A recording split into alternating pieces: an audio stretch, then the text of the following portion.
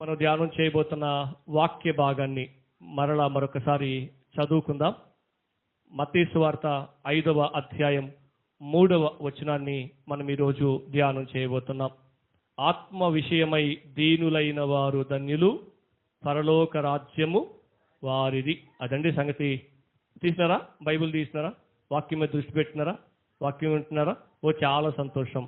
మనం ఇప్పుడు పాట పాడి దేవుణ్ణి ఆరాధించాం. ఏమని ఆరాధించామంటే, పరిశుద్ధాత్మ దేవా మమ్మలను సర్వసత్యములోనికి నడిపించండి అని ఆరాధించాం.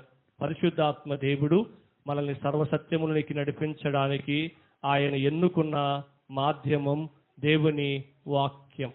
దేవుని వాక్యము ద్వారా మనం అందరం కూడా సత్యములోనికి నడిపించబడగలం. కాబట్టి దేవుని వాక్యాన్ని మనము ధ్యానిద్దాం.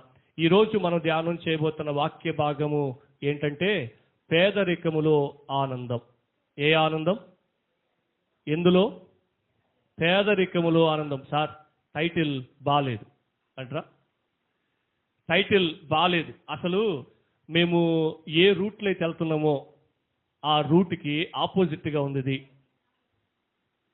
నేను సంతోషంగా ఆనందంగా బ్రతకడం కోసం నేను ఏమవ్వాలనుకుంటున్నానంటే, పేదరికంలో నుంచి ధనికునిగా మార్చబడాలని ప్రయత్నం చేస్తుంటే, ధనవంతుని జీవితంలో ఆనందం ఉంటుంది అని నేను నమ్మి పేద స్థితిలో నుంచి ధనికుని స్థితిలోనికి మార్చబడడానికి నేను కష్టపడి సంపాదిస్తుంటే, మీరేంది రివర్స్గా ఆనందం ధనికుని జీవితంలో లేదు, ఆనందం పేదవారి జీవితంలో ఉందంటేంటి అని అనిపిస్తుందా అని మీరు అనుకుంటున్నారు. పేదరికంలో ఆనందం అన్న టైటిల్ వాస్తవమే, నిజమే. మీరు అనుకుంటున్న పేదరికం అయితే కాదు. ఓకే, ధనములో ఆనందం ఉందని భావిస్తున్నారు కదా, అది కూడా వాస్తవమే. అయితే మీరు అనుకుంటున్న ధనములో, డబ్బుల్లో, మనీలో కాదు. ఆనందం ఉంది గ్యారంటీగా. ఇక్కడ ఉంది, అక్కడ కూడా ఉంది. అయితే ఎందులో ఉంది అని వెతకడమే మన పని. ఎవరైతే సరైన మార్గములో ప్రయత్నం చేస్తారో వారు ఖచ్చితంగా ఆనంద జీవితాన్ని రీచ్ అవుతారు, చేరుకుంటారు. చేరుకుని ఆనందంగా తమ జీవితాన్ని ఇహమందు పరమందు కొనసాగింప చేసుకుంటారు. అయితే మన పని ఏంటంటే, ఎందులో ఆనందం ఉంది అని వెతకడం. దేవుడు చెప్పినాడు, యేసుక్రీస్తు ప్రభు తన సేవా పరిచర్య ప్రారంభంలోనే ఈ ప్రస్తావన చేసినాడంటే ఇది మన జీవితానికి చాలా ప్రాముఖ్యమైన విషయం అయి ఉంటుంది. అర్థమవుతుందా? మనం మన చిన్నపిల్లలకి ట్రైనింగ్ ఇస్తాం. నానా అన్నం ఇలా తినాలి, నానా ఇలా కూర్చోవాలి, నానా బట్టలు ఇలా వేసుకోవాలి, నానా స్కూల్కి వెళ్ళాలి, స్కూల్కి వెళ్ళడం నీకు చాలా అవసరం అని చెప్పి వాళ్ళ జీవితానికి కావలసిన ప్రాముఖ్యమైన విషయాలను మనము కొన్నిటిని సమకూర్చి ఏం చేస్తామంటే వాళ్ళకి ట్రైనింగ్ ఇవ్వడం స్టార్ట్ చేస్తాం. అన్నీ నేర్పించేయం ఒకేసారి, కానీ ప్రాముఖ్యమైన విషయాలు వాళ్ళకి నేర్పించే ప్రయత్నం చేస్తాం. అలాగే యేసుక్రీస్తు ప్రభు తన సేవా పరిచర్యలో మనకు చాలా విషయాలు చెప్పడానికి వచ్చినాడు. అయితే ఆ విషయాలన్నిటిలో కూడా ప్రాముఖ్యమైన విషయాలు మన ముందు పెట్టే ప్రయత్నం చేసినాడు. అవే కొండ మీద ప్రసంగంలో చెప్పినాడు. ఫస్ట్ యేసుక్రీస్తు ప్రభు తన యొద్దకు వచ్చిన వారితో చెప్తున్న మాట ఏంటంటే, ఆత్మ విషయమై దీనులైన వారు ధన్యులు, వారిదే పరలోక రాజ్యం. ఇప్పుడు మనందరి ఆశ ఏంటి? మనందరి గోల్ ఏంటి? మనందరి కర్తవ్యం ఏంటి? నేను శుక్రవారం కూడా చెప్పిన ఒక 10th క్లాస్ తమ్ముడు ఆ 10th క్లాస్ పాస్ అవ్వడం నా గోల్ అని పెట్టుకున్నాడు. చివరికి ధనవంతుడు అవ్వడం, దుబాయ్కి వెళ్ళడం, డబ్బులు సంపాదించడం చాలా చెప్పినా కదా, అది ఆ తమ్ముడు యొక్క గోల్. అలాగే యేసుక్రీస్తునందు విశ్వాసము ఉంచిన మనందరికీ కూడా కొన్ని ప్రాముఖ్యమైన కర్తవ్యం ఒకటి ఉంది. ఏంటంటారు? నాకేం లేదు సార్, చర్చికి రమ్మరు కాబట్టి వచ్చినా అంటారా? ఒక తమ్ముడు అలాగే, మా అమ్మోళ్ళు పంపించినారు కాబట్టి బ్యాగ్ తీసుకొని స్కూల్కి వచ్చినా అన్నాడు అనుకోండి. చెప్పండి, ఏమవుడండి? ప్రయోజకుడు కాలేడు. మా అమ్మోళ్ళు ఎందుకు పంపిస్తున్నారు నన్ను స్కూల్కి, ఏ ఉద్దేశంతో పంపిస్తున్నారు అని గ్రహించాడు అనుకోండి, తనంతట తాను ఏం చేస్తాడు తెలుసా? కష్టపడతాడు, చదువుకుంటాడు, మంచి పొజిషన్లోనికి వెళ్తాడు. అర్థమవుతుందా?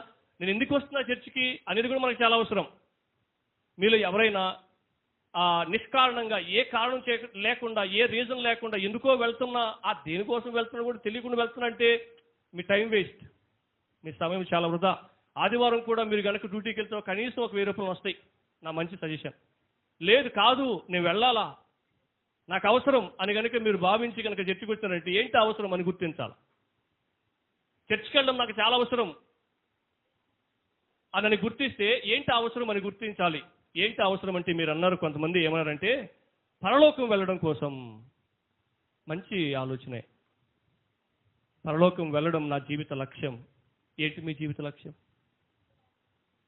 ప్రభువుని చేరుకోవడం నా జీవిత లక్ష్యం.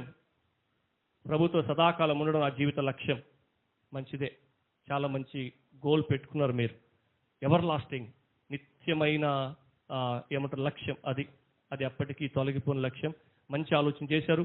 ఎవరైతే అలా నిర్ణయం తీసుకున్నారో మంచి నిర్ణయం తీసుకున్నారు. అయితే దాన్ని ఇంకొద్దిగా ముందు తీసుకెళ్ళడానికి, ఇంప్లిమెంట్ చేయడానికి ప్రయత్నం చేస్తా. నేను ముత్తుకూరు నుంచి నెల్లూరుకి వెళ్ళాలనుకుని రెడీ అయ్యి రోడ్లోకి వచ్చి నేను నెల్లూరుకి వెళ్ళాలి వెళ్ళాలని చెప్పి రోడ్లు నిలబడుకొని అనుకుంటా ఉన్నాను అనుకోండి, చెప్పుకుంటున్నాను అనుకోండి, కళ్ళు మూసుకొని నెల్లూరుకి వెళ్ళాలి అనుకుంటున్నాను అనుకోండి, వెళ్ళిపోతారా అండి? వెళ్ళను. మరి ఏం చేయాలంటారు? ఏదో ఒక రూట్ ఎత్తుకోవాలా, అవునండి? బస్లోనో, కారులోనో, బైక్లోనో, సైకిల్లోనో, లేకపోతే నడిసైనా వెళ్ళాలి అనుకుంటే కుదరదు. ప్రయత్నం చేయాలా, ఏదో ఒక మార్గాన్ని ఎన్నుకోవాలా కదండి. మరి యేసుక్రీస్తు ప్రభు ఏం చెప్తాడు తెలుసా? మీకు పరలోకం వెళ్ళాలని ఆశ ఉందా? మంచి ఆశ, మంచి కోరిక, చాలా మంచి నిర్ణయం మీరు తీసుకున్నారు. అయితే మీరు దానిని చేరుకోవడం కోసం, దాని దగ్గరకు వెళ్ళడం కోసం మీరు ఏం చేయాలంటే ప్రయాణాన్ని ప్రారంభించాలి. ప్రయాణాన్ని ప్రారంభించేటప్పుడు ఒక మంచి మార్గాన్ని, ఒక మంచి వాహనాన్ని ఎన్నుకోవాలా అని చెప్తూ దేవుడు ఏమన్నాడు తెలుసా అండి? పరలోక రాజ్యం వీరిదండి అన్నాడు. ఎవరిదంట? ఈ వచ్చినాన్ని బట్టి చెప్పండి. పరలోకం ఎవరు వెళ్తారు అంటే మీలో చాలా మంది చాలా రకాల జవాబులు చెప్పొచ్చు. మేబీ ఇదిగో వీళ్ళు వెళ్తారండి గ్యారంటీగా అని చెప్పొచ్చు. కానీ ఇక్కడ ఈ వచనం ఏం చెప్తుంది తెలుసా అండి? పరలోక రాజ్యం ఎవరు వెళ్తారంటే అని చెప్పి దేవుడు చూడండి, ఆయన మొదటి మాటలోనే, ఆయన మొదటి ప్రసంగంలోనే ధనవంతులగుట ఎట్లా అని టైటిల్ పెట్టలా యేసు ప్రభు. డబ్బులు సంపాదించడం ఎలా అని పెట్టలా. అర్థమవుతండి? బ్రతికినంత కాలం ఏమంటారు, హెల్దీ ఫుడ్ తినడం, ఆరోగ్యవంతమైన ఆహారం తినడం ఎలా అని చెప్పలా టైటిల్. బ్రతికినంత కాలం నీకు రోగం రాకుండా ఉండాలంటే నువ్వు ఏం చేయాలంటే అలా. అర్థమవుతుందండి? ఒక మంచి అపార్ట్మెంట్ కట్టాలంటే ఏం చేయాలంటే అలా. ఏమంటే తెలుసా అండి? నీకు పరలోకానికి వెళ్ళడం అవసరం అని స్టార్ట్ చేశాడు. అంటే యేసుక్రీస్తు ప్రభు యొక్క మొదటి మాట పర సంబంధమైనదే కానీ భూలోక సంబంధమైనది కాదు. సింపుల్. మనం ఈ స్టేట్మెంట్ చెప్పొచ్చు. చర్చికి రావాలనుకుంటున్నావా?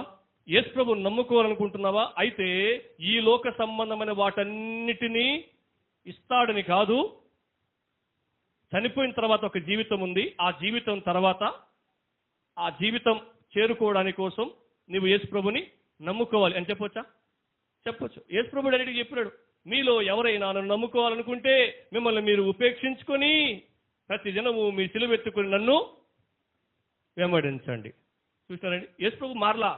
యేసు ప్రభు ప్రారంభంలో చెప్పింది అదే, ముగింపులో చెప్పింది అదే, ఇప్పుడు కూడా పరిశుద్ధాత్మ దేవుని ద్వారా చెప్పిస్తున్నది కూడా అదే. ఓకేనండి? పరలోకం వీరిది అంటూ ఆత్మ విషయమై దీనులైన వారిది అన్నాడండి. ఓకే, ఆ ఆత్మ విషయమై దీనులైన వారు అంటే ఏంటో చెప్పడానికంటే ముందుగా గత వాక్య భాగాన్ని మీకు గుర్తు చేస్తా.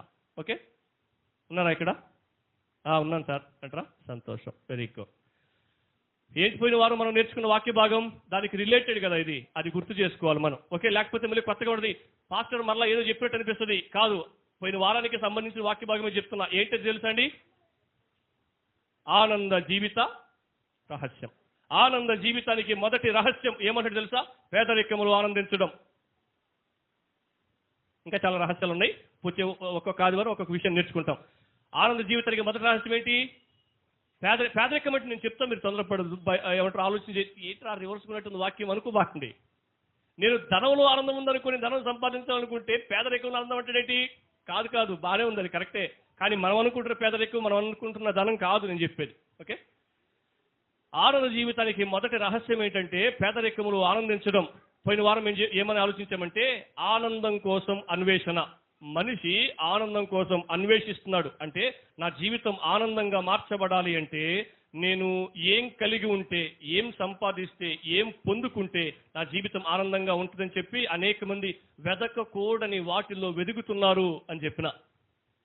ఒక 3 చెప్పినా కదా. ఒకటి ధనములో వెదుగుతున్నారు. ధనం ఉంటే నా జీవితం ఆనందంగా ఉంటుంది అనుకుని ఏం చేస్తున్నారు తెలుసా?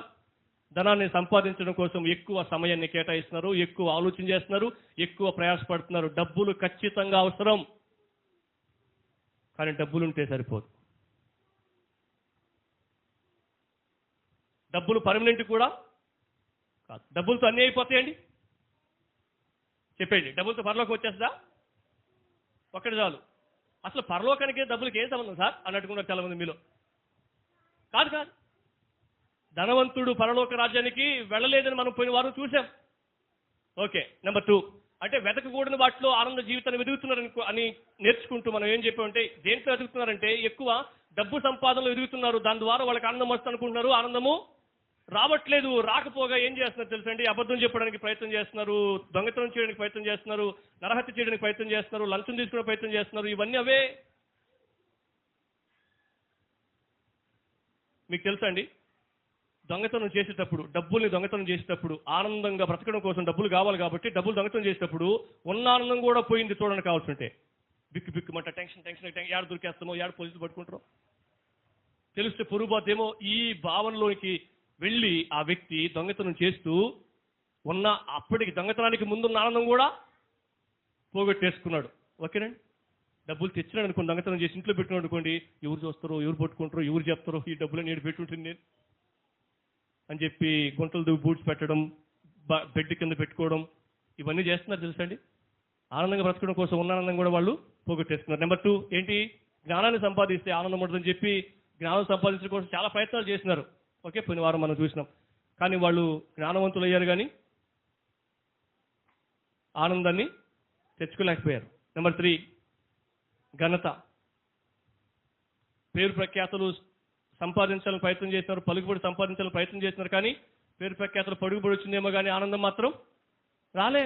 ఎందుకని? నమ్మిన వాళ్ళు ముంచేశారు. జెండా పట్టుకున్నవాడు జెండా కింద తొక్కేసాడు అని చెప్తారు చాలా మంది.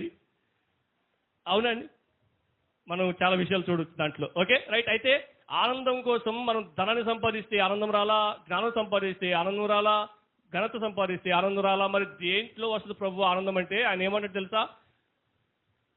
ధన్యులు అనే పదాన్ని ఇంగ్లీష్ బైబిల్లో మనం చూస్తే బ్లెస్డ్ అంటే మనం ఏమనుకుంటామంటే ఆశీర్వదించబడిన వ్యక్తి అని అనుకుంటాం. ఓకేనండి. దానికి పర్యాయ పదాలు, పర్యాయ అర్థాలు చాలా ఉన్నాయి. ఇదిగో వీళ్ళు ధన్యులు, వీళ్ళదండి పరలోకం అని అన్నాడు. ఎవరు ప్రభు ఆ పరలోకాన్ని చేరుకుంటారు? ఎవరు ప్రభు ఆ ధన్యులు? ఎవరు ప్రభు ఆశీర్వదించబడిన వారు అని అంటే ఆయన ఏమని తెలుసా? అయ్యా ధన్యులు ఎవరంటే, అయ్యా పరలోక రాజ్యం ఎవరిదంటే ఆత్మ విషయమై దీనులైన వారిది అన్నాడు. ఇప్పుడు మన మన మన ప్రయాస ఏంటంటే, నేను ధన్యులుగా మార్చబడాలనుకుంటున్నా, ఆనంద జీవితాన్ని కలిగి ఉండాలనుకుంటున్నా, పరలోక రాజ్యానికి వెళ్ళాలనుకుంటున్నా. ఈ 3 టైటిల్ పెట్టుకున్న ఇబ్బందుల ఒకే ప్రసంగం, ఏ టైటిల్ పెట్టుకున్నా. ఓకే, ఆనంద జీవితాన్ని జీవించాలనుకున్నా, ధన్యకరమైన జీవితాన్ని జీవించాలనుకున్నా, మూడోది పరలోక రాజ్యానికి చేరుకోవాలనుకున్నా, ఒకే కీ చెప్పాడు ప్రభు. ఏం చెప్పాడు తెలుసా? ఆత్మ విషయమై దీనులుగా బ్రతకడం అన్నాడు. మరి ఇప్పుడు ఆత్మ విషయమై దీనులుగా బ్రతకడానికి ఒక ఎగ్జాంపుల్ మీకు చెప్పే ప్రయత్నం చేస్తా. ఒక ఫ్రాన్స్ నాయకుడంట ఇలా స్టేట్మెంట్ చెప్పాడంట. ఏమని తెలుసా? ఈ మురికి, ఆకలి, దుర్భర, దారిద్ర్యాల మధ్య ఇంతకంటే పేదరికాన్ని నేను కనుగొన్నా అన్నాడట. మళ్ళా చెప్పనా? మురికి జీవితం. నేను హైదరాబాద్ మల్కాజ్గిరికి వెళ్ళినప్పుడు అక్కడ ఒక స్లమ్ ఏరియాని చూసా. చాలా చిన్న ఇల్లు ఉంటుంది. అక్కడ 3 ఫ్యామిలీస్ బ్రతుకుతాయి. ఎట్లా తెలుసా అండి? కింద అరలో ఒక ఫ్యామిలీ, పైన అరలో ఒక ఫ్యామిలీ, పైన అరలో ఒక ఫ్యామిలీ. ఒక చిన్న ఇల్లులోనే 3 ఏమంటారు దాన్ని, ఐరన్ కబోర్డ్ లాగా ఉంది అది. కింద అరలో ఒక ఫ్యామిలీ పడుకుంటున్నారు, మధ్యలో అరలో ఒక ఫ్యామిలీ పడుకుంటున్నారు, పైన అరలో ఒక ఫ్యామిలీ పడుకుంటున్నారు. దాన్ని ఏమంటామంటే స్లమ్ ఏరియా, మురికివాడ అంటాం. భారతదేశంలో ముంబై తర్వాత మల్కాజ్గిరి స్లమ్ ఏరియా. అంత మురికివాడది. అంతకంటే పేదరికాన్ని నేను చూసినా అన్నాడు ఈ ఫ్రాన్స్ నాయకుడు. ఆకలి కంటే పేదరికం మరొకటి ఉంటుందా? ఆకలి కంటే పేదరికం నేను చూసినా అన్నాడు. దారిద్ర్యం కంటే పేదరికం ఉంటుందా? అంతకంటే పేదరికం నేను చూసినా అన్నాడు. ఏంటి ఆ పేదరికం అనంటే, మనం ముందు సమయంలో మనం స్టడీ చేస్తాం. ఆనంద జీవితానికి ఒక గొప్ప ఎగ్జాంపుల్ ఎవరంటే మన ప్రభువైన యేసుక్రీస్తు ప్రభు. ఆయనకున్న క్వాలిటీస్ చెప్తా చూడండి. ఆయన సృష్టికర్త, నోటి మాట చేత సృష్టిని కలిగించిన వాడు. ఈ సర్వ సృష్టి ఎంతో శక్తివంతమైంది. అంత శక్తిని అంత శక్తివంతమైన సృష్టి ఎవరిది ఇప్పుడు? యేసు ప్రభుది. ఓకే, యేసు ప్రభుది. సో అంతకంటే ధనవంతుడు ఉంటాడా అండి? ఉండడు. ఈ సర్వ సృష్టి ఎవరికి లోబడుతుందండి? యేసు ప్రభుకే లోబడుతుంది. అంతకంటే గొప్ప పేరు కలిగిన వాడు, ఘనత కలిగిన వాడు ఉంటాడండి? సూర్యుడు ఆయన చెప్తే ఉంటుంది, చంద్రుడు ఆయన చెప్తే ఉంటుంది, భూమి, సముద్రం, నీరు, ఆకాశం, అగ్ని, ఇవన్నీ పంచభూతాలన్నీ ఆయన చెప్తే ఉంటాయి. అంతకంటే గొప్పవాడు, ఘనత కలిగిన వాడు ఎవరు లేరు. అంత గొప్ప దేవుడు ఏం చెప్తున్నాడు తెలుసా అండి? ఆత్మ విషయమై దీనులుగా ఎవరైతే బ్రతుకుతారో వాళ్ళు ధన్యులు అన్నాడు. The best example. ఆయన జీవన శైలిని కూడా మీరు పరిశీలన చేస్తే నిరాడంబరంగా, సో సింపుల్, ఆయన లగ్జరీ జీవితాన్ని జీవించినట్లుగా మనం చూడలేదు. కొంతమంది ఆయన వెంబడిస్తూ ఉన్నప్పుడు వాళ్ళ వైపు తిరిగి ఆయన ఏమో తెలుసా? ఆకాశ పక్షులకు గూళ్ళు ఉన్నాయి, నక్కలకు బొరియలు ఉన్నాయి, మనుష్య కుమారుడు తలవాల్చుటకైనను సింగిల్ కార్డ్ పెట్టుకోలేదని అర్థం. సింగిల్ కార్డ్ మూటికైదు అది కూడా లేదని అర్థం. సార్, ఈ భూమి ఆకాశం ఆయిందని మనం చదివాం కదా. ఇప్పుడు మరి ఆకాశములు ఆయన మహిమను వివరిస్తున్నాయి అని చదివాం కదా మరి ఈయనేంటి? ఈ భూమి ఆయిందన్నప్పుడు, ఈ సర్వసృష్టి అంతా ఆయిందన్నప్పుడు, అదంతా ఆయనకి లోబడుతుందో మనం చూస్తున్నప్పుడు, మరి ఈయనేంటి మనుష్య కుమారుడు తలవాల్చుటకైనా స్థలం లేదంటాడేంటి? బస్ స్టాండ్ దొరికితే బస్ స్టాండే నా విడిది గది అంటాడేంటి? మరి ఎవరన్నం పెడితే అది తింటా అంటాడేంటి? నాకు ఇది కావాలని కోరుకోవట్లేదు అంటాడేంటి? ఏమర్థమైందండి? దేంట్లో ఆనందం ఉందని ఆయన చెప్తున్నాడు. ఆయన ఆలోచన చేద్దాం. ఆయన ప్రసంగాన్ని వినడానికి వచ్చిన వాళ్ళు కొంతమంది మీకు చెప్తాను చూడండి. జన సమూహం అని చదివారు కదా మీరు మొదటి వచ్చిన మాది. ఆయన ఆ జన సమూహములను చూచి అన్నప్పుడు ఆయన దగ్గరికి చాలా మంది వచ్చారు. వారిలో ఇంకొంతమంది ఉన్నారు. ఎవరెవరు? శిష్యులు కూడా ఉన్నారు అని అర్థమైంది. వాళ్ళల్లో ఇదిగో ఈ కేటగిరీస్ డివైడ్ చేసి చూడొచ్చు. వాళ్ళలో చాలా మంది పేదవారుగా ఉన్నారు. పేదవారు ఎక్కడికి వెళ్తారండి? ధనవంతుల దగ్గరికి వెళ్తారు, ఏదో ఒక రూపాయి ఇస్తారని కదండి. అలాగే పేదలు ఉన్నారు, నిరుత్సాహవంతులు ఉన్నారు, నిరాశతో కృంగిపోయిన వారు ఉన్నారు. ఈయన ప్రోత్సహిస్తాడు అన్న ఉద్దేశంతో ఆయన దగ్గరికి వెళ్ళారు. తర్వాత దురదృష్టవంతులు ఉన్నారు, అదృష్టం లేని వారు జీవితంలో ఉంది, అదృష్టము లేని వారు ఆయన దగ్గరికి వెళ్ళారు. తర్వాత ప్రభుత్వం చేతిలో పావులుగా వాడబడుతున్న వాళ్ళు కొంతమంది వెళ్ళారు.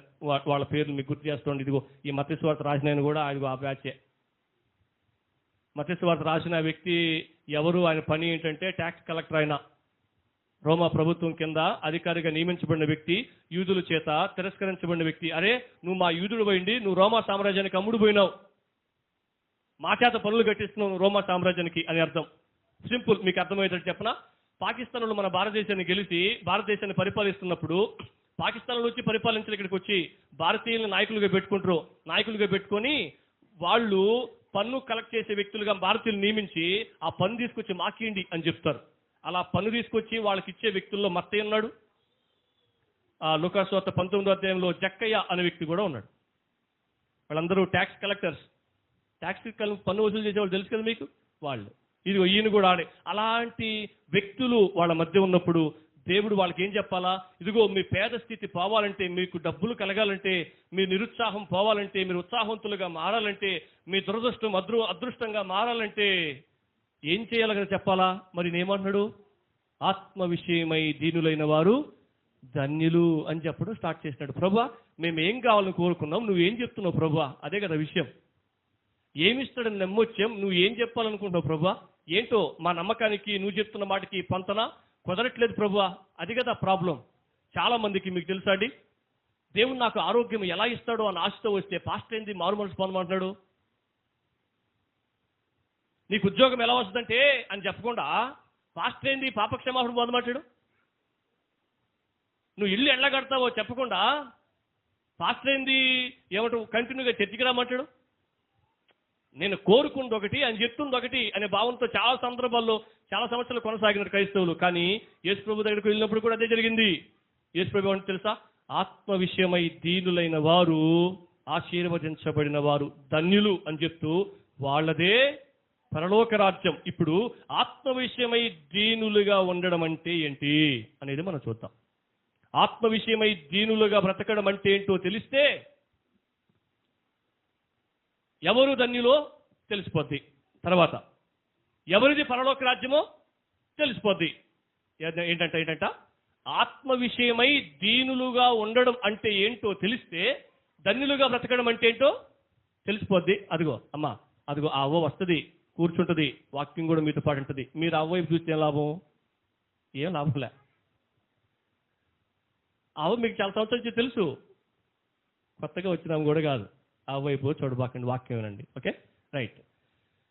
ఆత్మ విషయమై దీనులైన వారుగా ఉండడం అంటే ఏంటో తెలిస్తే ధన్యులుగా బ్రతకడం అంటే ఏంటో తెలుస్తుంది.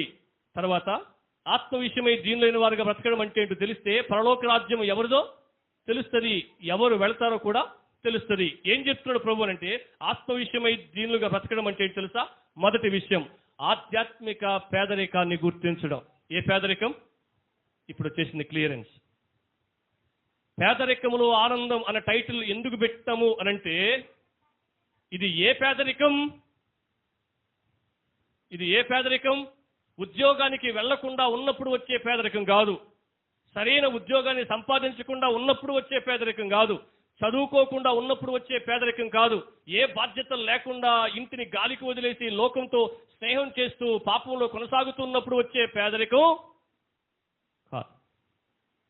ఒకనొక సందర్భంలో సేవకు వచ్చిన తొలి దినాల్లో కనీసం మా బిడ్డలకి చాక్లెట్ ఈ చిన్న చిన్నవి కూడా కొనిచ్చే పరిస్థితులు లేనప్పుడు చాలా డిసప్పాయింట్ అయ్యే వ్యక్తిని. ఆ పేదరికం గురించి కాదు ప్రభు ఇక్కడ మాట్లాడుతుండేది. నెలకి 1500 రూపాయలతో బ్రతుకుతున్నప్పుడు పెళ్ళైన తర్వాత, పెళ్లి కాకముందు నెలకి 200 రూపాయలతో వస్తున్న 35 కేజీల రేషన్ బియ్యంతో బ్రతుకుతున్నప్పుడు వచ్చే పేదరికం గురించి కాదు నేను చెప్పేది. 4 కేజీ నూనెతో నెలంతా గడిపినప్పుడు వచ్చే పేదరికం గురించి కాదు నేను చెప్పేది. రైస్ మిల్లులో నూకల బియ్యం తీసుకొచ్చి ఉడకేసుకొని ఆవులకు పెట్టే బియ్యాన్ని గంజి కాసుకొని తాగుతున్నప్పుడు వచ్చే పేదరికం గురించి కాదు నేను చెప్పేది.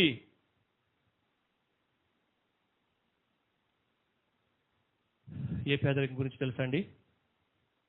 ఆత్మీయ పేదరికం గురించి.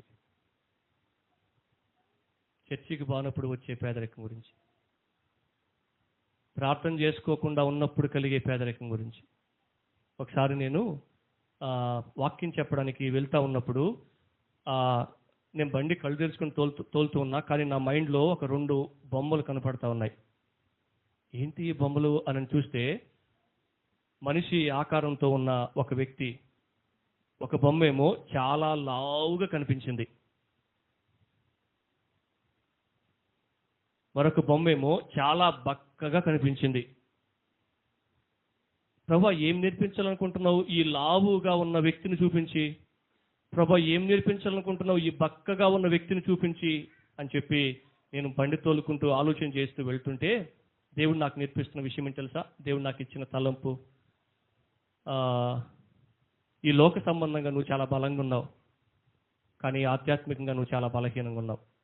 అది ఈ లోక సంబంధంగా నీకు మంచి పొజిషన్ ఉంది, ఈ లోక సంబంధంగా నీకు మంచి సంపాదన ఉంది, ఈ లోక సంబంధంగా నీకు మంచి ఫాలోయింగ్ ఉంది, ఈ లోక సంబంధంగా నీకు మంచి పేరు ప్రఖ్యాతలు ఉన్నాయి.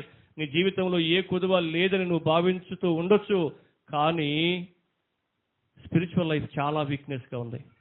నేను మీకు చెప్పాను అనుకుంటే ఈ మాట, శరీరాన్ని పోషించుకోవడం కోసం దేవుడు మనకు శారీరక ఆహారాన్ని ఇచ్చాడు, భోజనాన్ని ఇచ్చాడు, ఫ్రూట్స్ని, రైస్ని, కూరల్ని ఇచ్చాడు. ఆధ్యాత్మికంగా మనం పోషించబడడం కోసం, మన ఆత్మను పోషించుకోవడం కోసం దేవుడు వాక్యాన్ని ఇచ్చాడు, ప్రార్థనా జీవితాన్ని ఇచ్చాడు, సంఘముతో సహవాసం ఇచ్చాడు. అర్థమవుతుందండి? ఏ కూర పెడితే మన ఆత్మ పోషించబడుతుంది, ఏ రైస్ పెడితే మన ఆత్మ పోషించబడుతుంది, ఏ ఫ్రూట్ ఇస్తే మన హృదయం సంతోషంగా ఉంటుంది, హృదయానికి, ఆత్మకి, ఆహారానికి, కూరకి, ఫ్రూట్కి ఏ సంబంధం లేదు. అవన్నీ కూడా దేనికి సంబంధించినవంటే శరీరానికి సంబంధించినవి.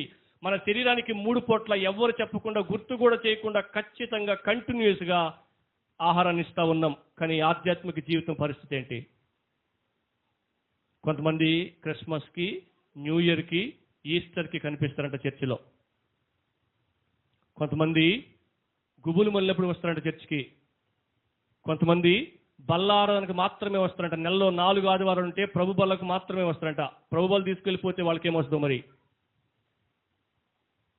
పర్లే, నువ్వు 3 ఆదివారాలు రాకపోయినా బల్లకు మాత్రం వచ్చే చాలని చెప్పి దేవుడు చెప్పుంటే 3 ఆదివారాలు అసలు ఆరానికే రాబాకండి, బల్లకు వచ్చి వెళ్ళిపోండి చాలని చెప్పుండేవాడు. అలా చెప్పలేదు కదా ప్రభు మనకు. మానక, మర్చిపోకుండా, నిర్లక్ష్యం చేయకుండా సంఘంగా కూడుకోండి అని చెప్పినాడు. ఎందుకు తెలుసండి? మన ఆధ్యాత్మిక జీవితం బలపడేది వాక్యం ద్వారా, ప్రార్థన ద్వారా, సంఘ సహవాసము ద్వారా మన ఆధ్యాత్మిక జీవితం బలపరచబడుతుంది. దేవుడు ఏమంటే తెలుసా? ఆధ్యాత్మిక పేదరికాన్ని గుర్తించిన వారు, కంటిన్యూ చేయండి, కంప్లీట్ చేయండి. ఆధ్యాత్మిక పేదరికాన్ని గుర్తించిన వారు ధన్యులు. నెక్స్ట్ అత్తండి, మరలా చెప్తుమా? ఆత్మ విషయమై దీనులైన వారు ధన్యులు, పరలోక రాజ్యం వారిది అన్నాడు ప్రభు. ప్రభు ఆత్మ విషయమై దీనులైన వారిగా ఉండడం అంటే అర్థం ఏంటి అంటే, ఆయన ఏమంటే తెలుసా? ఆత్మ విషయమై దీనులైన వారిగా బ్రతకడం అంటే అర్థం ఏంటంటే, ఆధ్యాత్మిక పేదరికంలో ఉన్న, అయ్యో నేను ఎంత పేద స్థితిలో ఉన్న వ్యక్తిని, డబుల్ సైడ్ వేసుకున్నా, 10,000 రూపాయలు చీరగట్టుకున్నా, నెలకి 1,50,000 జీతం వస్తున్నా, నేను ఎంత ఆధ్యాత్మిక పేదరికంలో ఉన్న వ్యక్తిని గుర్తించిన వారు ధన్యులు. అదండి సంగతి. అంతే. 3 పేర్లు చెప్పనా ఆధ్యాత్మిక పేదరికంలో ఉన్న వ్యక్తులు? సంసోను. బైబిల్ గ్రంథంలో అలాంటి 6 ప్యాక్ బాడీ కలిగిన వ్యక్తి లేదు. కళ్ళని పొడి చేస్తే, కడ్డీలతో కాల్ చేస్తే, ప్రభువా ఇదిగో ఈ అన్య దేవాలయంలో ఇదిగో నాకు శక్తిని ఇస్తే నువ్వు ఎంత శక్తిమంతుడో తెలియపరుస్తానని చెప్తే, ఇనప సంఖ్యలతో ఆ పిల్లలకి ఈ పిల్లలకి, మనము ఏమంటారు దాన్ని, 9 అంగుళాల పిల్లలకి ఆదరి, మనం ఇంత ముందు యాప్ ముద్దులు ఉండేవి, అక్కడ ఉంది ఒకటి, అట్ట 2 చేతులతో కరుచుకున్నా కానీ చేతులు సరిపోవు, అంత పెద్ద పిల్లర్స్ ఉంటాయి. ప్రభువా నువ్వు ఎంత గొప్పడు, అదిగో వీళ్ళు తెలుసుకోవాలి, ఒక్కసారి నాకు శక్తిని అని చెప్పి ప్రార్థన చేస్తే, లాగితే 2 పిల్లర్స్ వచ్చేసినాయి. చెప్పండి, ఒక పేరు చెప్పండి. ఎవరు లేరు అట్లా. 100 మంది నిలబెట్టి ఒకేసారి కొట్టేయగలడు బ్రూస్లీ, అంతకంటే గొప్పడు, శక్తివంతుడు. కానీ ఆత్మీయ దారిద్ర్యతలో ఉన్నాడు, అందుకని చచ్చిపోయినాడు. He is failure in life, in his life. అంత శక్తివంతుడు తన జీవితంలో ఫెయిల్ అయిపోయాడు. కారణాలు మీకు బాగా తెలుసు. నెంబర్ 2, పరిసయ్యులు. మాకు ఈ 39 పుస్తకాలే వాళ్ళకు ఉండేది. మలాకి నుంచి ఆదికాండం వరకు చెప్తాం, ఆదికాండం నుంచి మలాకి వరకు చెప్తాం, చూడకుండా అంతజ్ఞానవంతులు, మడిగట్టుకున్న వాళ్ళు, ఖచ్చితంగా మేము ధర్మశాస్త్రాన్ని పాటిస్తున్నామని భావిస్తున్న వాళ్ళు, he is failure in his life. వాళ్ళు కూడా వాళ్ళ వ్యక్తిగత జీవితంలో ఏమైపోయారు తెలుసా? ఎవరైతే రక్షకుడిగా వచ్చారో ఆయన ఏం చేశారు? వాళ్ళు సిలువేశారు. వాళ్ళు భౌతికంగా బాగుండొచ్చు, కానీ ఆధ్యాత్మికంగా వాళ్ళు ఏమైనా తెలుసండి? పేదవారు. నెంబర్ 3, ధనవంతుడు. మీకు బాగా తెలిసిన విషయమే. భౌతికంగా బాగా, నాకు తెలిసి నేను కొన్ని ప్రసంగాలు చెప్తా, జీవితంలో ఆయన నీళ్లు కూడా దాగుంటాడేమో, ఎప్పుడు కూడా కూల్ డ్రింక్స్ దాగుంటాడేమో, దాని తర్వాత ఇంకేం దాగుంటాడేమో. అంత ధనవంతుడిగా పిలువబడుతున్న వ్యక్తి ఎక్కడున్నాడట బైబిల్ చెప్తుంది? అంతండి. వాళ్ళు ముగ్గురు ఏ స్థితిలో ఉన్నారట? భౌతికంగా వాళ్ళు చాలా బెటర్గా ఉన్నారు, కానీ వాళ్ళు స్పిరిచువల్ లైఫ్ చాలా వీక్గా ఉంది. ఇదిగో సోదరులారా, దేవుడు మీతో మాట్లాడుతున్న మాటను తెలుసా? మీకు మంచి ఇల్లు ఉండవచ్చు, మంచి సంపాదన ఉండవచ్చు, మంచి డబ్బులు ఉండవచ్చు, మంచి ఫ్యామిలీ ఉండవచ్చు, సమాజంలో మంచి పేరు ప్రఖ్యాతులు, గౌరవం, ఘనత ఉండవచ్చు, ఫాలోయింగ్ ఉండొచ్చు, కానీ దేవుడు చెప్తున్న మాటను తెలుసా? ఆధ్యాత్మికంగా వీక్గా ఉన్నామేమో, జాగ్రత్త. పరలోక రాజ్యం వెళ్ళేది ధనాన్ని కలిగి ఉంటే కాదు, పరలోక రాజ్యానికి వెళ్ళేది పేరు ప్రఖ్యాతులు కలిగి ఉంటే కాదు, పరలోక రాజ్యం వెళ్ళేది ఇదిగో ఇవన్నీ కలిగి ఉంటే కాదు, సౌకర్యవంతమైన జీవితం, ఆడంబరవంతమైన జీవితం, లగ్జరీ లైఫ్ ఉంటే కాదు. పరలోక రాజ్యానికి వెళ్ళేది ఆధ్యాత్మిక పేదరికాన్ని గుర్తించడం ద్వారా పరలోకానికి వాళ్ళు ధన్యులు. నెంబర్ 2, రెండవది ఆత్మ విషయమై దీనులుగా బ్రతకడం అంటే ఏంటంటే క్రీస్తు మరణ పునరుద్ధానాల ద్వారా ఇచ్చే ఐశ్వర్యాన్ని పొందుకోవడం. మరలా గుర్తు చేస్తా, క్రీస్తు మరణ పునరుద్ధానాల ద్వారా కలిగే ఐశ్వర్యాన్ని పొందుకోవడం. మీకు తెలుసా అండి, ఈ భూమి మీద ఎవరయ్యా ధనవంతులు అని చెప్పండి సార్ అని అంటే చర్చికి పోయేవాళ్ళు అని చెప్తా. దేవునికి మహిమ కలుగును గాక. సార్ చర్చికి పోయే వాళ్ళందరూ కూడా ఆత్మీయ ధనవంతులేనా అంటే కాదు అని కూడా చెప్తా. మరి చర్చికి పోయేవాళ్ళంటే కాదు సార్ ఇందాక అనంటే చర్చికి పోయి నిద్రపోయే వాళ్ళు ఆత్మీయ ధనవంతులు కాదు. చర్చికి పోయి మౌనంగా ఏ పార్టిసిపేషన్ లేకుండా మౌనంగా కూర్చొని వెళ్ళిపోయే వాళ్ళు కాదు. నేను ఒక చిన్న ఎగ్జాంపుల్ చెప్తుండి. మన ఊరికి ముత్తుకూరు అనే ఊరికి ఎమ్మెల్యే గారు వచ్చి ఇదిగో ఇంటికి 15,000 ఇవ్వమన్నారు ముఖ్యమంత్రి గారు అని చెప్పి చెక్కులు తీసుకొచ్చాడు. కలెక్టర్ని తీసుకొచ్చి మనం ఏం చేస్తాం, రెడీ చేసి వెళ్ళిపోతాం కదా. వెళ్ళిపోయేసి కుర్చీలు వేసి ఉంటారు కదా. ఎక్కడ కూర్చుంటామండి? ఎక్కడ కూర్చుంటాం? ముందు కూర్చుంటాం. ఎందుకు? లాస్ట్ కూర్చొని చెక్ వస్తారు రాదు అని. చెక్కులు అయిపోయి ఎమ్మెల్యే వచ్చినప్పుడు ఇస్తామని అన్నారు అనుకోండి, ఇక మా ఆవిడింట్లో కూడా రాలేదు. నువ్వు ముందు కూర్చోవచ్చు కదా, ఎందుకు కూర్చున్నావు వెనకాల అని అడితే తరివేత అనం కూడా పెడితేమని ముందు కూర్చుంటాం. నాకేంటి జరుగు, నేను నీకంటే ముందు వచ్చినా అంటాం. మరి చర్చికి ఎందుకు సార్? కంప్లీట్ చేయండి. యేసు ప్రభుకి నీకే సంబంధం లేదా? పరలోక రాజ్యానికి వెళ్ళాలి అంటే యేసు ప్రభుతో సన్నిహితమైన సంబంధాన్ని కలిగి ఉండాలి. ఎందుకు నేను యేసు ప్రభుతోనే సన్నిహిత సంబంధాన్ని కలిగి ఉండాలంటే he is my saviour, he is only my saviour. ఆయన మాత్రమే నా రక్షకుడు. ఆయన ద్వారానే నేను తిరిగి జన్మించా. ఆయన ద్వారానే నాకు నరకము తప్పించబడింది. ఆయన ద్వారానే నాకు పరలోక రాజ్యం వచ్చింది. ఆయనే నా స్థానంలో నిలవబడ్డాడు. ఆయనే నా కొరకు శ్రమలను భరించాడు. ఆయనే నా కొరకు సిలువలో ప్రాణాన్ని పెట్టాడు. మరణించిన వ్యక్తిని నన్ను తిరిగి బ్రతికించడం కోసం మరణాన్ని నుంచి తిరిగి లేచాడు. కాబట్టి ఇప్పుడు నేను చాలా ఐశ్వర్యవంతుణ్ణి. అమ్మా అయ్యా మీకు చెప్తున్న మాటని తెలుసా? నీ మెళ్ళలో నగలు లేకపోయినా పర్లే, చెవుల కమ్మలు లేకపోయినా పర్లే, కాస్ట్లీ చీరలు లేకపోయినా పర్లే, లగ్జరీ లైఫ్ లేకపోయినా పర్లే, మంచి మంచి హోదాలు ఇళ్ళు లేకపోయినా పర్లే. అవి ఉండడం తప్పని కాదు, కానీ అవి లేకపోయినా పర్లే. అవి భూమి మీద ఉన్నంత వరకే యేసు ప్రభు నీ జీవితంలో ఉంటే నీకంటే ధనవంతులు ఈ భూమి మీద ఎవ్వరు లేరు. దేవునికి మహిమ కలుగును గాక. దేవుడు ఉన్న జీవితంలో అత్యంత ఐశ్వర్యం ఉన్నట్లు బుద్ధియు జ్ఞానము సర్వ సంపదలు ఆయన యందే ఉన్నాయి. యేసయ్యను కలిగి ఉన్న వ్యక్తి అధికమైన ధనవంతుడు అని మనం గుర్తు చేసుకోవాలి. దేవుడు చెప్తున్న మాట ఏంటి తెలుసా? ఎవరు పరలోక రాజ్యానికి వెళ్తారు, ఎవరు ధన్యులు అంటే ఆధ్యాత్మిక పేదరికాన్ని గుర్తించిన వారు ధన్యులు అని చెప్తూ రెండో విషయం ఏం చెప్తున్నారు తెలుసా?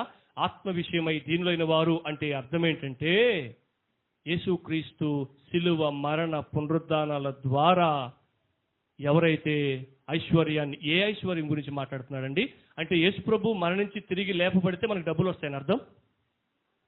ఈరోజు అదే చెప్తున్నారు ఈ పిచ్చి జనాలు తెలియక పాపం. యేసుక్రీస్తు డబ్బులు ఇవ్వడం కోసం మరణించాలా? యేసుక్రీస్తు డబ్బులు ఇవ్వడం కోసం మరణించి తిరిగి లేపబడాలా? అసలు డబ్బులు ఇవ్వడం కోసం మరణించాల్సిన అవసరమే ఉంది? డబ్బులు ఇవ్వడం కోసం భూమి మీదకి రావాల్సిన అవసరమే ఉంది? ఆయన ట్యాక్స్ కలెక్టర్ లూకాసు వార్త 19వ అధ్యాయంలో ఎవరైనా జక్కయ్య అనే వ్యక్తి బాగా సంపాదించేసిన వ్యక్తి, ఆయనతో లాస్ట్లో ఏమన్నాడు తెలుసా? జక్కయ్య గారు, నశించిన దారిని వెనక్కి రక్షించడం కొరకు మనిషి కుమారుడు వచ్చాడు అని చెప్తున్నాడు. అంటే అర్థమేంటి? నీ డబ్బులు నిన్ను రక్షించలా, నేను నిన్ను రక్షించింది. అంటే నిజమైన ఆనందం డబ్బుల్లో లేదు. నిజమైన ఆనందం యేసుక్రీస్తు మరణము పునరుద్ధానాల్ని గుర్తించడంలో ఆనందం ఉంది. మీకు తెలుసండి, నేను కొంతమందిని చూసా, చర్చికి వెళ్ళడం కొంతమందికి చాలా ఆనందం అండి. పాటలు పాడుకోవడం చాలా ఆనందం అండి. నేను చాలా చిన్న వయసులో కొంతమంది ముసలి వారిని చూసా. సంవత్సరాలు చూసిన వారిని, వాళ్ళు సంవత్సరాలు కంటిన్యూస్గా రిపీటెడ్గా చేస్తున్న పని ఏంటి తెలుసండి? ప్రార్థన అంటే చాలండి. బైబిల్ సంఖ్యలో పెట్టుకుని నేరుగా చర్చికి వెళ్ళిపోతారు, ప్రార్థన చేసుకుంటారు, పాట పాడతారు. వాళ్ళకి అంత ఎడ్యుకేషన్ కూడా లేదు, చదువు కూడా లేదు. దేవుని వాక్యాన్ని వింటారు, మరలా బైబిల్ తీసుకుని చక్కగా ఇంటికి వచ్చేస్తారు. ఏ ప్రార్థనకి ఆ ముసలి తాత మిస్ అయిన వాళ్ళు కాదండి. అంత క్రమంగా దేవుని దగ్గరికి వాళ్ళు వెళ్ళేవాళ్ళు. ఒకసారి ఒక సోల్జర్, సైనికుడు అడవిలో ఒక్కడే ఒక స్పాట్లో డ్యూటీ చేశారంట. అతనికి అడవి కదా, ఇటువైపు నుంచి క్రూరముగాలు, విషసర్పాలు వచ్చి కరుస్తాయో తినేస్తాయో తెలియక, ఆయన మరలా శత్రు సైన్యం ఏ పక్క నుంచి వచ్చి కాలుస్తారో తెలియక అక్కడ నిలబడుకొని పాట పాడుతున్నాడట. యేసుక్రీస్తుని నమ్ముకున్నాడు కాబట్టి కళ్ళు మూసుకొని, ప్రభువా నా చుట్టూ ఎన్ని ప్రమాదాలున్నా, ఆయన ఈ ఎగ్జాంపుల్ చెప్తున్నప్పుడు నాకు ఒక వ్యక్తి గుర్తొచ్చినాడు బైబిల్లో. దావీదు అనే వ్యక్తి, యోబు అనే వ్యక్తి. వీళ్ళని నేను గుర్తు చేసుకుంటా ఉన్నప్పుడు దేవుని ఎంతగానో స్తుతించిన. ప్రభువా నా చుట్టూ ఎన్ని ప్రమాదాలు ఉన్నా నువ్వు నాకు తోడుగా ఉన్నావు అని చెప్పి ఆయన ఒక పాట పాడాడంట. ఇంగ్లీష్ ఆయన కాబట్టి ఇంగ్లీష్లో పాట పాడుకుంటున్నప్పుడు ఆయనకి ఏ ప్రమాదం రాలేదంట. అలాంటి వ్యక్తి ఒక పడవలో ప్రయాణం చేస్తా ఉన్నాడంట. ప్రయాణం చేస్తా ఉన్నప్పుడు ఇంకో సహోదరులు ఇద్దరు కూడా ఆయనతో పాటు ప్రయాణం చేస్తూ ఉంటే, నువ్వు ఎవరయ్యా, ఎక్కడి నుంచి వచ్చినావు, పలకరించుకుంటా ఉన్నారు. నేను పలానా, నేను ఇక్కడ పనిచేసే వ్యక్తిని. ఒకరోజు నేను అడవిలో డ్యూటీ వేయబడితే అటువంటి పరిస్థితుల్లో నేను యేసుప్రభుని స్తుతిస్తూ పాట పాడుతూ దేవుని ఆరాధించాను. అది నా జీవితం, నా పరిస్థితి, నేను యేసుప్రభుపై ఆధారపడుతున్నా అని చెప్పినాడంట. ఇంకొక వ్యక్తి, అయిపోయిందా, నువ్వు చెప్పడం అయిపోయిందా, ఇదిగో నేను చెప్తున్నా చూడు అని అంటే, ఒకసారి నేను నా శత్రువులను కాల్చడం కోసం నా సైన్యాన్ని వేసుకొని అడవులోకి వెళ్తా ఉంటే కొంత దూరం వెళ్ళిన తర్వాత నేను ఒక సన్నివేశాన్ని చూసి ఆగిపోయా. ఒక వ్యక్తి దూరంగా నిలబడుకొని గన్ను సంకలో పెట్టుకొని చేతులు ఆకాశం వైపుకి చాపి ఒక వ్యక్తి పాట పాడుతూ ఉన్నాడు, ఆరాధిస్తూ ఉన్నప్పుడు నేను నా సైనికులకి ఆజ్ఞాపించా, అతన్ని కాల్చబాకండి, మనం వెనక్కి వెళ్ళిపోదాం అని చెప్పా. ఆ వ్యక్తి ఎవరు తెలుసా? నువ్వే అన్నాడట. దేవునికి మహిమ కలుగును గాక. శత్రువు చేతిలో నుంచి కూడా, శత్రువు మనసును మార్చి కూడా కాపాడేది మన దేవుడు. ఆ కాల్చకుండా ఆపేసేది డబ్బులు కాదు, ఆ కాల్చకుండా ఆపేసేది ఆరోగ్యం కాదు, ఆ కాల్చకుండా ఆపేసేది మన పలుకుబడి హోదా కాదు. యేసయ్య, యేసుక్రీస్తు ప్రభు. నెంబర్ 2, యేసుక్రీస్తు యొక్క మరణ పునరుద్ధానాలపై మనము యేసుక్రీస్తు మరణ పునరుద్ధానాల ద్వారా అనుగ్రహించబడే ఆశీర్వాదాన్ని పొందుకోవడం, ఆధ్యాత్మిక దీనత్వాన్ని కలిగి ఉండడం. నెంబర్ 3, మూడోది మీకు గుర్తు చేసే ప్రయత్నం చేస్తా. ఆత్మ విషయమై దీనిలోని వారిగా ఉండడం అంటే అర్థం ఏంటంటే, నేను నా జీవిత కాలమంతా యేసుక్రీస్తుపై ఆధారపడి ఉన్నా అనే స్పృహ కలిగి ఉండడం. ఏంటంట? నా జీవిత కాలమంతా నేను యేసుక్రీస్తుపై ఆధారపడి ఉన్నా అనే స్పృహ కలిగి ఉండడం. అర్థమవుతుందండి? ప్రభువా నువ్వు ఉద్యోగం ఇస్తావు కాబట్టి నాకు ఉద్యోగం కావాలి, ఉద్యోగం వస్తే చాలు, ఇక నువ్వు ఎట్లా ఉన్నా నాకు అవసరం లే. పాయింట్ అర్థమైంది మీకు? ప్రభు నువ్వు నాకు మంచి మార్కులు ఇస్తావు కాబట్టి నేను అడుగుతున్నా, మంచి మార్కులు ఇవ్వు, ఇంకా నీతో నాకేం అంత అవసరం లే. తర్వాత నీట్ వచ్చిందనుకో, తర్వాత ఎంసెట్ వచ్చిందనుకో, తర్వాత బీటెక్ పాస్ అవ్వాల్సిన పరిస్థితులు వచ్చినాయనుకో, అప్పుడు నేను అడుగుతున్నప్పుడు ఇస్తుండాలి సుమా. అర్థమైందండి పాయింట్? అంటే యేసుప్రభు అవసరం లే, యేసుప్రభు ఇచ్చే డబ్బులు మాత్రం, యేసుప్రభు అవసరం లే, యేసుప్రభు ఇచ్చే ఆరోగ్యం మాత్రం, యేసుప్రభు అవసరం లే, యేసుప్రభు ఇచ్చే ఆయుష్ మాత్రం, యేసుప్రభు అవసరం లే, యేసుప్రభు ఇచ్చే ఇల్లు మాత్రం, యేసుప్రభు అవసరం లే, యేసుప్రభు ఇచ్చే మగపిల్లడు మాత్రం. ఎంత బాగా చెప్పినారు, కావాలి కావాలి కావాలి కావాలి. యేసుప్రభు అవసరం లేదు మరి. ఒక చిన్న ఎగ్జాంపుల్ చెప్పి నేను ముందుకెళ్తా. ఒకసారి ఒక రాజుగారికి బర్త్డే వచ్చిందంట, పుట్టినరోజు వచ్చిందంట. వచ్చిన తర్వాత అనౌన్స్మెంట్ చేశాడంట. ఏమని తెలుసా? ఇదిగో నా బర్త్డే ఈ రోజు నేను చాలా ఆనందంగా ఉన్నా, రాజ్య ప్రజలారా మీకు అందరికీ ఒక చాటింపు వేస్తున్నా, ప్రకటన చేస్తున్నా, మీకు ఈ రోజు ఏం కావాలంటే అది కోరుకోండి, ఇది కుదరదు, ఇది ఇవ్వలేను, ఇది సాధ్యం కాదు, ఇంకేదైనా అడుగు అని అనకుండా నువ్వు ఏది అడిగితే ఇస్తా అని ప్రకటన చేశాడంట. వెంటనే రాజ్యంలో ప్రజలందరూ క్యూలో వచ్చేసి, రాజుగారు నాకు 1 ఎకరా పొలం కావాలి, పొలం లేదు అన్నారు. రాజుగారు నాకు ఉద్యోగం ప్యాలెస్లో, రాజుగారు నాకు ఆరోగ్యం, ఇదిగో ఆపరేషన్కి డబ్బులు, ఇవన్నీ అడిగి తీసుకుని వెళ్ళిపోతా ఉంటే పక్కనే మంత్రి ఉన్నాడట రాజుగారికి. ఆ రాజుగారికి డౌట్ వచ్చింది, అరే నేను చేయించిన ఈ ప్రకటన అందరికీ వర్తిస్తుంది, ఇదిగో నా కమిటీ ఏమంటారు సార్, క్యాబినెట్లో ఉన్న మంత్రి గారికి కూడా వర్తిస్తుంది కదా, మరి ఈ మంత్రి ఏం అడగట్లేదు నా పక్కనే ఉండి అని చెప్పి వాళ్ళందరూ నాపి మంత్రి వైపు తిరిగి, మంత్రి నీకేం అవసరం లేదా? నీకే కుదువు లేదా? మీ ఇంట్లో ఇన్ని జీవితంలో ఏ అవసరాలు లేవా? అడుగు, వాళ్ళకి ఇచ్చే నేను నీకు కూడా ఇస్తా, ఏం కావాలో కోరుకో అని అంటే ఆ మంత్రి గారు అన్నాడంటే రాజుతో, ఈ మాట గుర్తుపెట్టుకోండి, రాజుగారు నాకు అవసరం లేవని ఎందుకు అనుకుంటున్నారు? నాకు కూడా వాళ్ళందరిలాగే చాలా అవసరాలు ఉన్నాయి, కానీ నాకు కావాల్సింది తెలుసా? నీ చుట్టూ ఉన్నవి కాదు, నువ్వు అన్నాడంట. ఏమర్థమైందండి? నాకు కావాల్సింది నువ్వు ఇచ్చేవి కాదు, నాకు కావాల్సింది నువ్వు. భార్యాభర్తల మధ్య ప్రేమ ఎప్పుడు డెవలప్ అవుతుంది తెలుసండి? నువ్వు ఇచ్చే సంపాదన కాదు నాకు ముఖ్యం, నువ్వు ముఖ్యం. నీ ద్వారా వచ్చే డబ్బులు కాదు నాకు ముఖ్యం, నువ్వు ఆరోగ్యవంతంగా సంతోషంగా సుఖంగా ఉండడం నాకు ముఖ్యం అని ఏ భార్య అయితే కోరుకుంటుందో ఆ భార్య తన భర్తని కాపాడుకుంటుంది, భర్త ప్రేమను పొందుకుంటుంది. నువ్వు ఏడెంజా ఉన్న డబ్బులు తేపంటే మాత్రం అయిపోయింది. పాయింట్ అర్థమైంది మీకు? మనిషి తోటి మనిషితో అవసరాల గురించే మాట్లాడతారు, అవసరాల గురించి ఆలోచిస్తారు, అవసరానికి మాత్రమే ప్రేమ చూపినట్టు ఇదే స్ట్రాటజీ, ఇదే విధానం, ఇదే పద్ధతి, ఇదే బిహేవియర్ దేవుడు కూడా అప్లై చేసినాడు. కానీ ఆ మంత్రి చెప్తున్న మాటని తెలుసండి, రాజుగారు నాకు మీరిచ్చే కదా కావాల్సింది, రాజుగారు నాకు కావాల్సింది మీరు అన్నాడట. లాజిక్ ఏం తెలుసండి? ఇక్కడ ఒకసారి ఆలోచించేయండి. రాజుగారే మంత్రి సొంతం అయిపోతే రాజు దగ్గర ఉన్నాయి మంత్రి సొంతం కాదండి. ఇక్కడ సమస్య ఏం తెలుసా? యేసు ప్రభుకి మనకి, యేసు ప్రభు నువ్వు ఆరోగ్యం ఇస్తామని చెప్పినారు, ఆరోగ్యమే నాకు, మరి నాకేం పని లేదా? అవునా, ఆరోగ్యం చాలు నాకు. ప్రభు నువ్వు డబ్బులు ఇస్తామని చెప్పినారు, నువ్వు డబ్బులు చాలు నాకు, మరి డబ్బులు ఇస్తే నేను అవసరం లేదా? అవసరంలే. డబ్బులు నా హృదయంలో, నా జీవితంలో, నా జోబి నిండా, ఆరోగ్యం నా ఒంట్లో, సంతోషం నా చుట్టుపక్కల, ఈ చుట్టూ ఇచ్చేవి ఉంటే చాలు. నువ్వు ఏడని నాకు ఇబ్బంది. అవసరం వచ్చినప్పుడు అడుగుతా, చర్చి కింద కాను వస్తా, పాట పాడతా, ఈయన ఇచ్చిన వస్తా, సాక్షి చెప్తా, ఈయన ఇచ్చిన చెప్తా. నా మైండ్ అంతా నువ్వు ఏదో ఇస్తావు కాబట్టి వాటి మీదకి వెళ్ళిపోయింది. నా మైండ్ అంతా నా ప్రభు నా కోసం ప్రాణం పెట్టినాడు, ఇంత ప్రేమ చూపినాడు, నా ప్రభుతో నేను సరిగా సహవాసం కలిగి ఉన్నానా, కాసేపు ఆయనతో పాటు కలిసి కూర్చుంటున్నానా, మాట్లాడుతున్నానా, ఆయన ఏం చెప్తున్నాడో వింటున్నానా, వాటి మీద ఉన్నాండి. అందుకని దేవుడు ఏం చేస్తాను తెలుసండి? ఈ లాజిక్ మీరు ప్రాక్టికల్గా ఆలోచన చేయండి. ఏం తెలుసండి? ప్రేమ చూపి సౌకర్యం ఇచ్చి ఈ భూమి ఆకాశాన్ని సృష్టించి ఇదిగో భూమిని నిండించి లోపరిచి వాటిని ఏలండి అని చెప్తే అర్థం కాలేదా నీకు? ఆయన్ని తీసేసి చెప్తా అని చెప్పి తీసేస్తున్నాడు తెలుసా? తీసేసాడు లేదండి. ఏ ఏజను వనాన్ని అయితే వాళ్ళిద్దరికి ఇచ్చినాడో అదే ఏజను వనంలో నుండి వాళ్ళిద్దరిని ఇచ్చింది దేవుడు ఎందుకు బయట పంపించేశాడు సార్? మరి ఎందుకు ఇచ్చినట్టు? నువ్వు నీకోసమే ఇచ్చినా, కానీ నాకంటే నీకు అయ్యే ఎక్కువైపోయినాయి అంతే. అందుకనే మనుషులు వాడి చుట్టూ తిరుగుతారు కానీ ప్రభు చుట్టూ తిరగరు.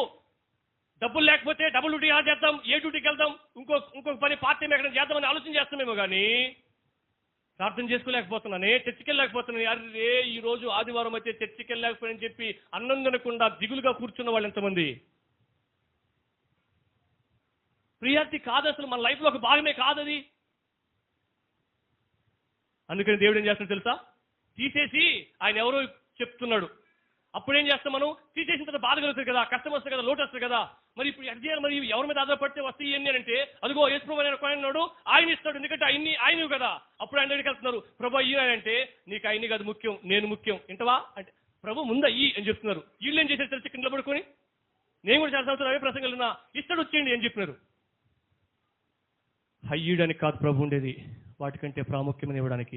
ఆయనకి పోతే ఎవరు ఇస్తారు? ఆయనే ఇస్తాడు. అంతకంటే ముందు ఆయనతో సహవాసం మనకు ముఖ్యం. ఆత్మ విషయమై దీనత్వంలో ఆయనపై ఆధారపడడం ముఖ్యం. నేను ప్రతి విషయంలో ఆయనపై ఆధారపడి ఉన్నా అనే స్పృహ కలిగి ఉన్న వ్యక్తి ధన్యుడు.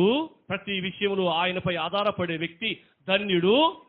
పరలోక రాజ్యము వారిది. అండ్ ఫైనల్ 4వది చెప్పి నేను ముగించేస్తా. 4వది ఆత్మ విషయమై దీనులుగా బ్రతకడం అంటే అర్థం ఏంటి తెలుసండి?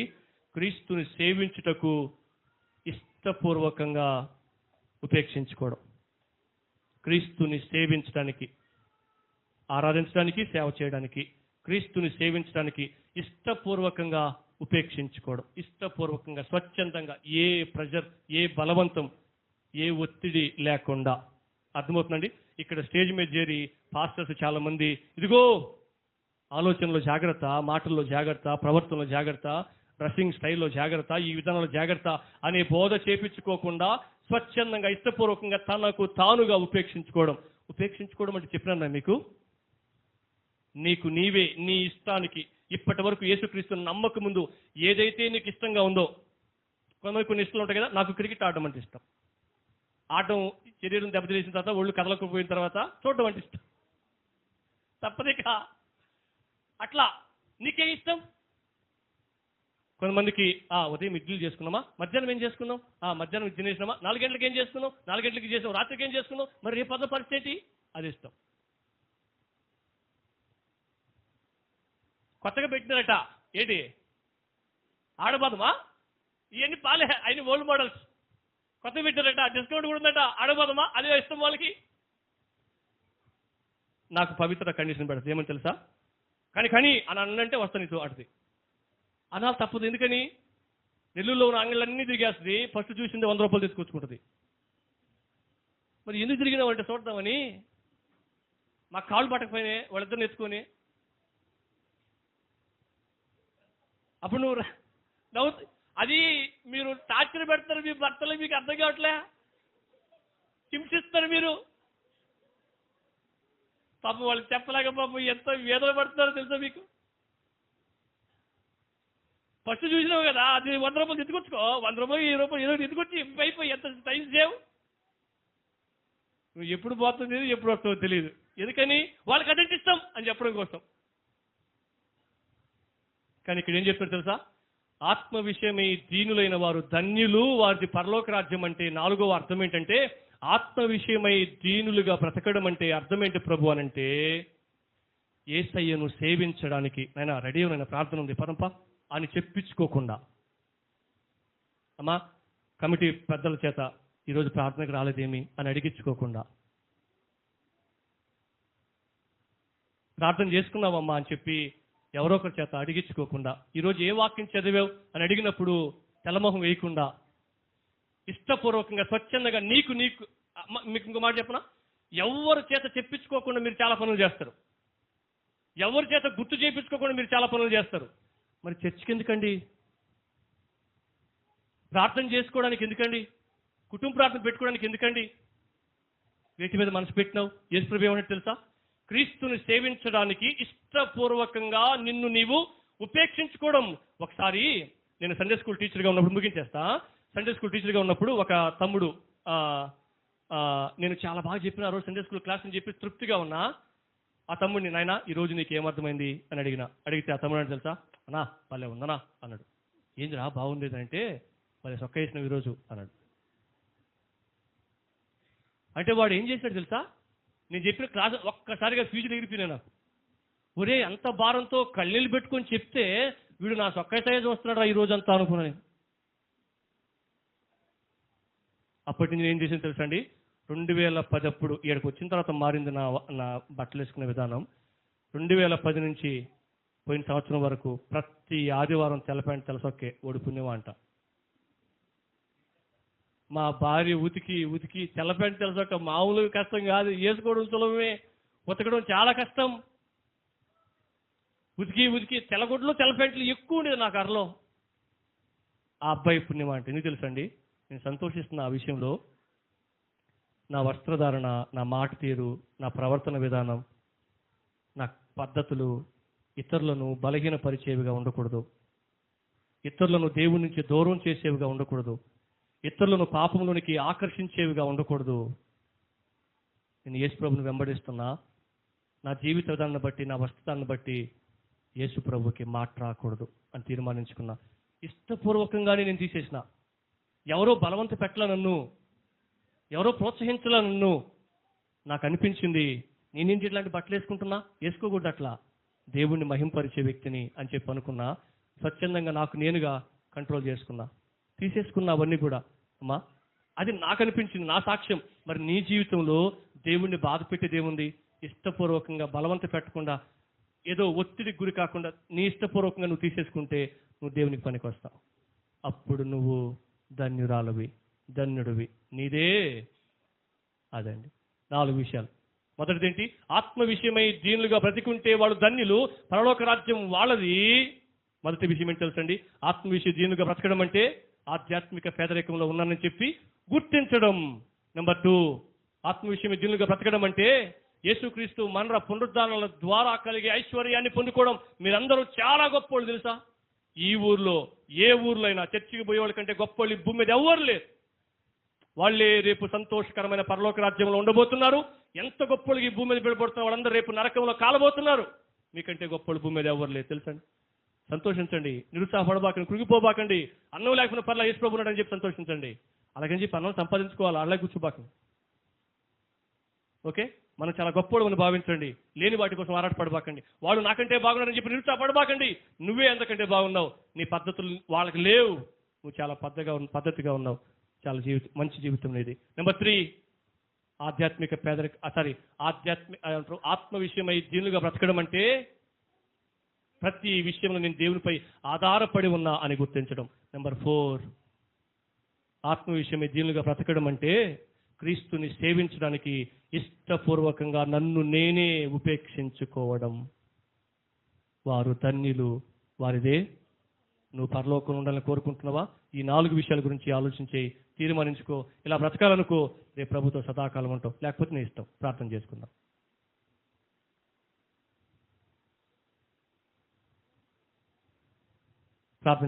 దయచేసి ప్రార్థన చేసుకోండి. దయచేసి తల్ల